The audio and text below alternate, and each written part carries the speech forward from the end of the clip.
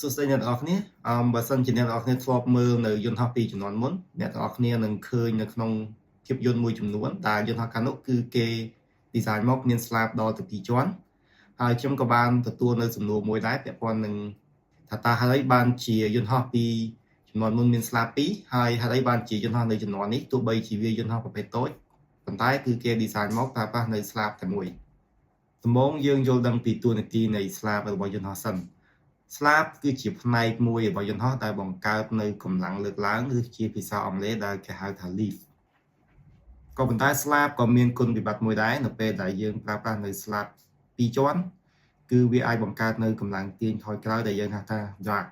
ហើយគុណវិបត្តិនៃការបង្កើត drag នេះគឺធ្វើឲ្យយន្តហោះមានល្បឿនយឺត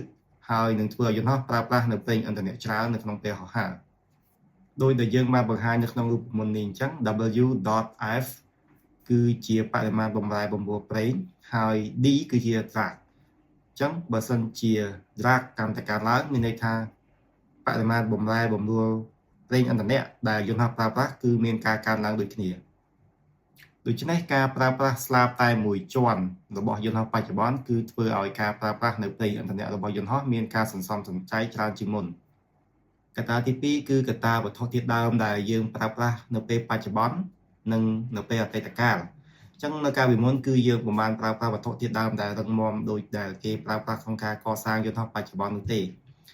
ពីមុនគឺយើងប្រើប្រាស់នៅឈើហើយនឹង fabric គឺមានថាកណ្ដាប់ដែលរឹងមាំដើម្បីយកមកប្រើស្លាបយន្តហោះតែកត្តាទាំងនេះបើសិនជាយើងធ្វើស្លាបយន្តហោះតែមួយជាន់គឺមានថាវាអត់មានភាពរឹងមាំគ្រប់គ្រាន់នោះឡើយអញ្ចឹងទៅគេតម្រូវឲ្យធ្វើស្លាប2ជាន់ហើយចំពោះយន្តហោះបច្ចុប្បន្នដោយសារយើងប្រើប្រាស់នៅវត្ថុធាតុដើមដែលមានភាពរឹងមាំហើយវត្ថុធាតុដើមទាំងនោះគឺមានការអភិវឌ្ឍល្អដូចជាយើងប្រើប្រាស់ composite material ហើយ aluminum និងវត្ថុធាតុដើមមួយចំនួនទៀតដែលវិស្វករបាន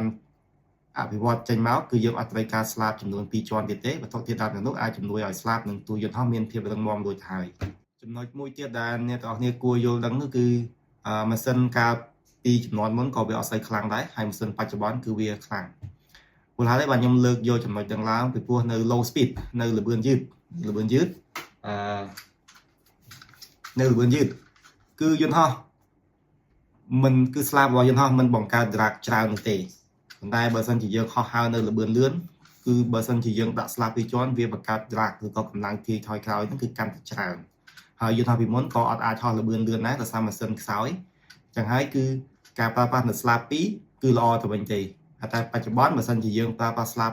2វាច្បាស់ណាស់គឺធ្វើឲ្យយន្តហោះស៊ីសាំងច្រើនហើយនឹងបង្កើតនៅកម្លាំងចរន្តដែលអាចធ្វើឲ្យខូចខាតទ្រង់ទ្រាយរបស់យន្តហោះផងក៏អាចថាបានខ្ញុំសូមអរគុណអ្នកទាំងអស់គ្នាដែលបានទស្សនាវីដេអូមួយនេះហើយជួបគ្នានៅកាន់វីដេអូក្រោយទៀតអ្នកទាំងអស់គ្នាក៏អាចចូលទៅ